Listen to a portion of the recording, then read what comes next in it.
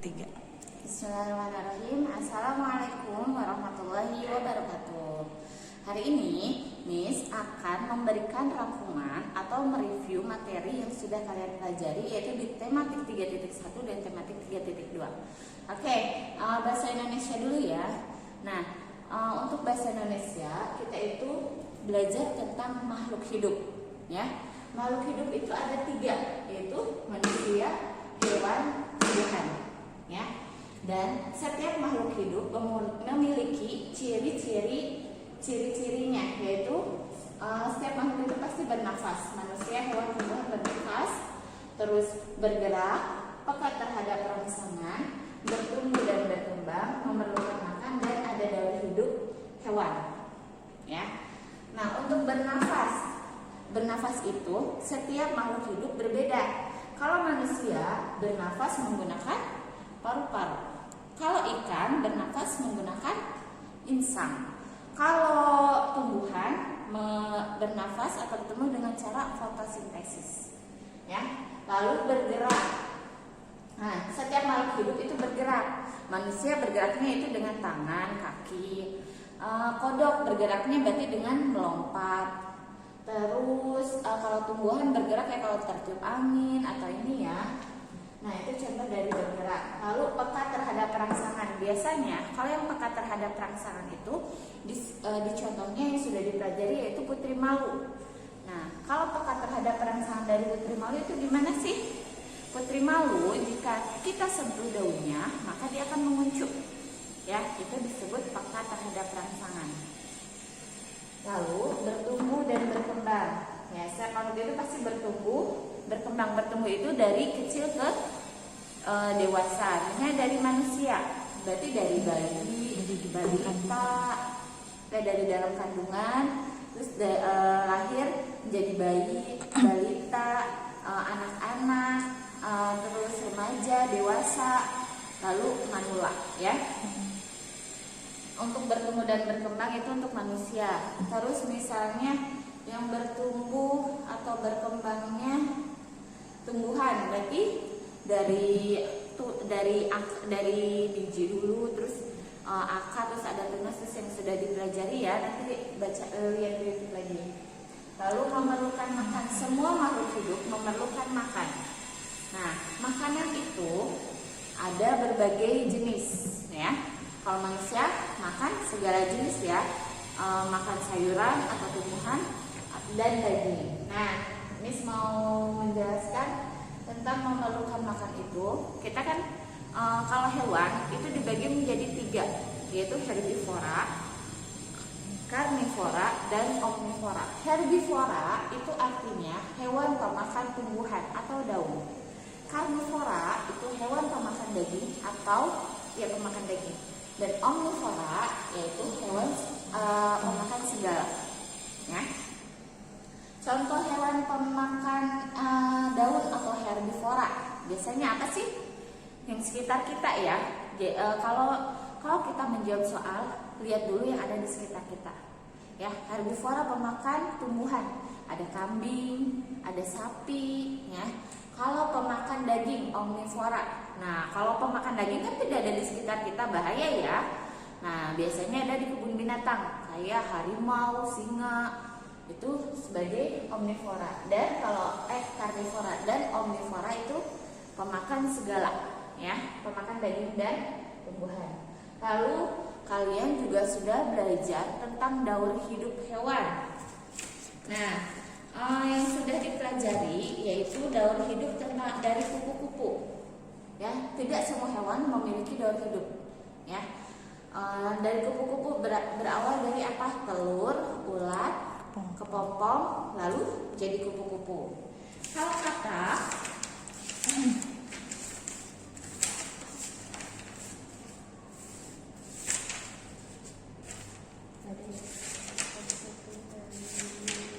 katak itu dari telur, terus menetas menjadi kecebong, lalu tumbuh berkembang jadi katak muda, katak berekor, lalu menjadi katak dewasa, ya.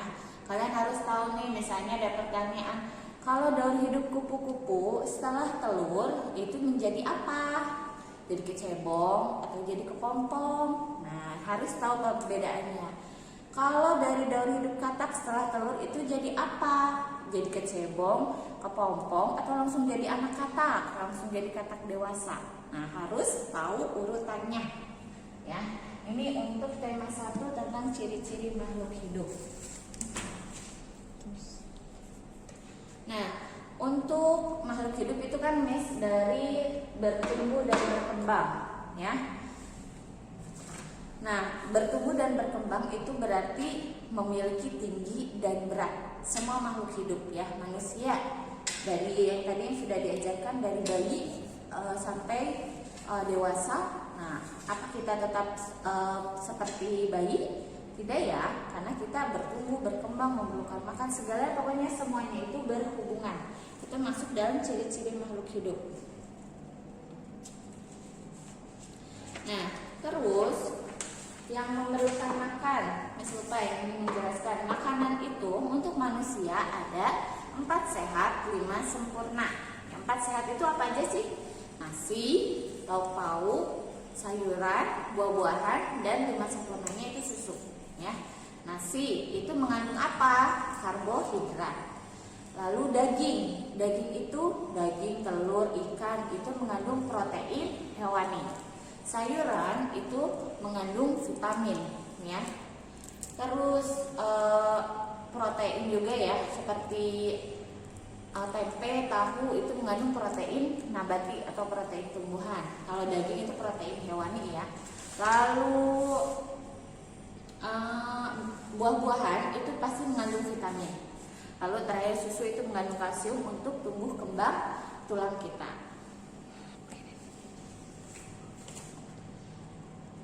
Nah, tumbuhan itu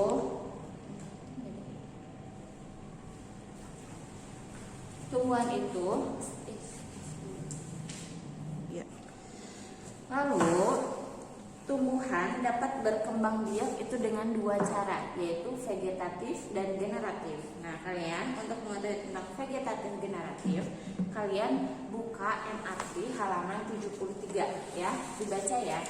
Vegetatif itu apa, generatif itu apa. Ya, sekarang saya mau menjelaskan kalau generatif itu cara berkembang biakannya dengan kawin. Lalu kalau vegetatif itu tidak kawin. Ya. Kalian bisa baca. Nah, Miss mau menjelaskan tentang cara perkembangbiakan secara tak kawin dibagi menjadi 2, yaitu perkembangbiakan vegetatif alami spora, lumut dan tumbuhan paku, tunas. Kalau tunas itu pisang, bambu, tebu, umbi batang kayak kentang, umbi jalar, bumbili. Dan perkembangan vegetatif buatan itu dengan mencongkok. Ya, mencongkok itu menggabungkan dua tumbuhan tapi satu jenis, ya. Kalau mencongkok misalnya jambu, biasanya jambu yang pernah Miss praktek dulu waktu sekolah itu mencongkok tumbuhan jambu disambung, ya. Batangnya itu dipotong lalu disambung, dicongkok. Kan bisa tanya sama orang tua cara mencongkok gimana, ya. Lalu dengan stek yaitu cocor bebek, dan stek daun yaitu singkong dengan stek batang. Oke.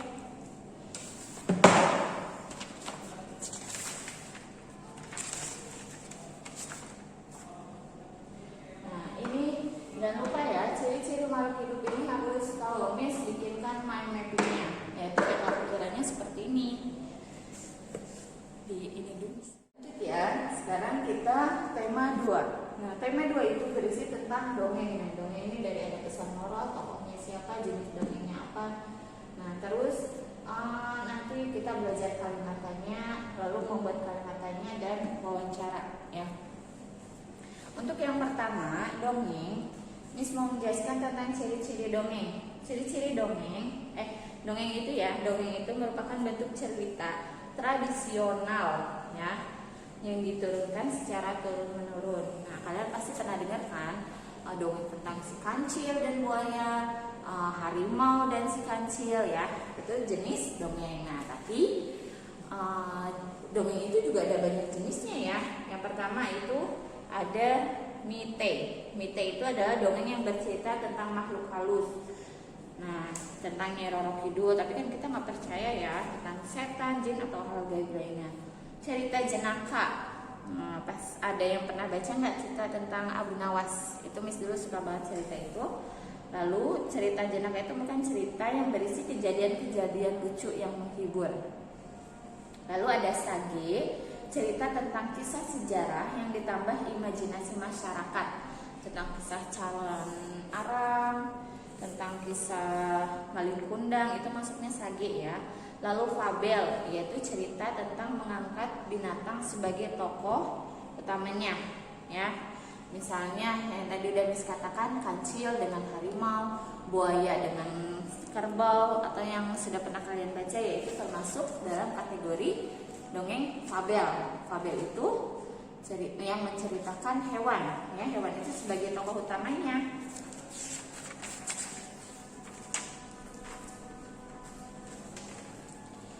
Nah, lalu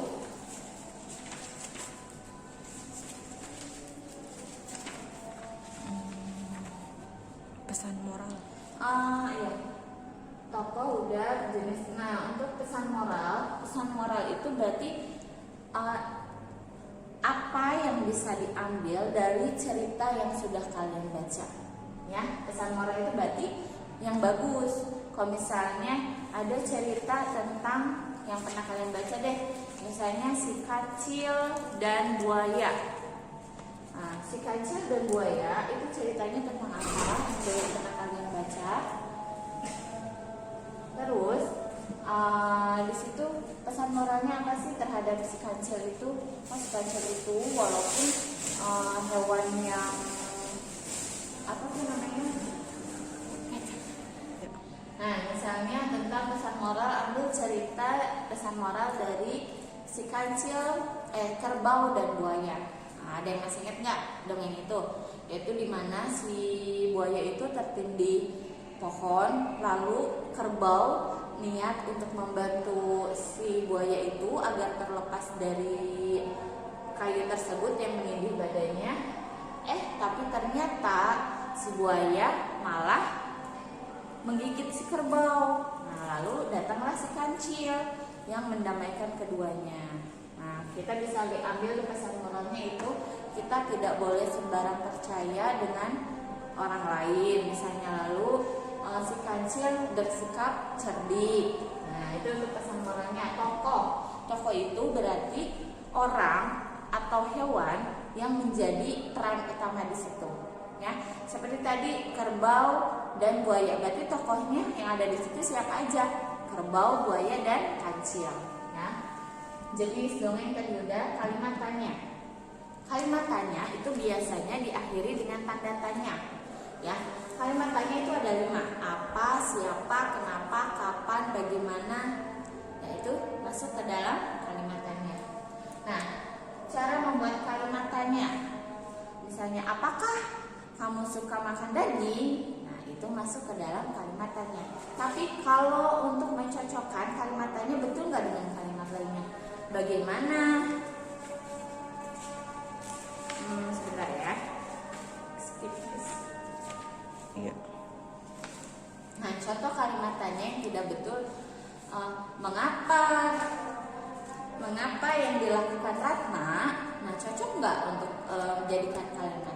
Tidak ya, yang cocoknya berarti apa yang sedang dilakukan Ratna. Kalau menempatkan kalimat tanya dengan kata mengapa itu tidak ngepas ya. Mengapa yang dilakukan Ratna? Kalau mengapa berarti mengapa kamu menangis? Mengapa kamu makan? Nah, itu kalimat tanya ya. Nah, lalu makhluk hidup itu pasti memerlukan tempat tinggal ya. Kalau kita manusia tinggalnya di mana? Di rumah. Kalau kambing tinggalnya di mana? Di kandang. Kalau ikan tinggalnya di mana? Di air ya, bisa di laut, di kolam, di akuarium ya, macam-macam. Lalu misalnya nanti yang bisa dimanfaatkan ya, yang bisa dimanfaatkan dari makhluk hidup itu apa? Kita manusia dimanfaatkan apanya? Kita otaknya dimanfaatkan untuk berpikir.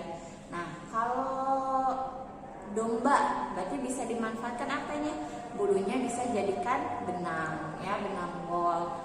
Lalu ulat extra bisa dimanfaatkan apanya? Kulitnya, ya, kulitnya. Lalu yang terakhir wawancara. Wawancara itu dilakukan dengan 2 orang atau lebih. Artinya ada yang bertanya dan ada yang menjawab.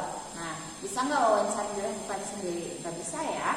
Kayak ngomong sendiri dong gitu. Nah, seperti yang sudah kalian pernah lakukan di proyek Mema, yaitu mau wawancara bunda kalian kan, wawancara bunda atau ayah atau kakak kalian kan di situ. Nah, kalau wawancara itu bisa kita tanya kepada siapa aja. Nah, kalau kita pengen tahu, itu gedung itu bagus banget, berarti kita harus mewawancara siapa? Mewawancara insinyur, ya. Nah, misalnya kita mau mewawancarai seseorang yang bisa membuat film, berarti kita harus datang ke siapa? Ke sutradara. Nah, kita pengen tahu, madu itu tumbuhnya bagus, menghasilkan beras yang bagus-bagus, berarti kita harus mewawancara siapa? Petani. Kalau pengen tahu tentang ikan ditangkap banyak oleh siapa, berarti kita wawancaranya kepada nelayan, ya. Ya, oke. Untuk bahasa Indonesia sudah selesai, ya. Jika ada yang mau ditanyakan, kalian nanti bisa tanyakan kepada Miss Naila atau Miss Latifah, ya. Selanjutnya kita mau review pelajaran matematika. Sekian review dari Miss. Semoga kalian dimudahkan, ya, PTS kali ini, dan kerjakan dengan jujur. Jangan karena takut salah tanya mama, ya. Dan seperti itu, apalagi mamanya yang membantu, ya. Tidak seperti itu, ya. Karena nilai kalian walaupun hasilnya 80 itu lebih Miss hargai daripada kalian nilai 100 tapi dapat nanya, dapat nyontek. Itu Miss nggak suka seperti itu. Oke. Miss mau anak-anak Miss itu jujur. Nah, selesai review dari Miss. Assalamualaikum warahmatullahi wabarakatuh.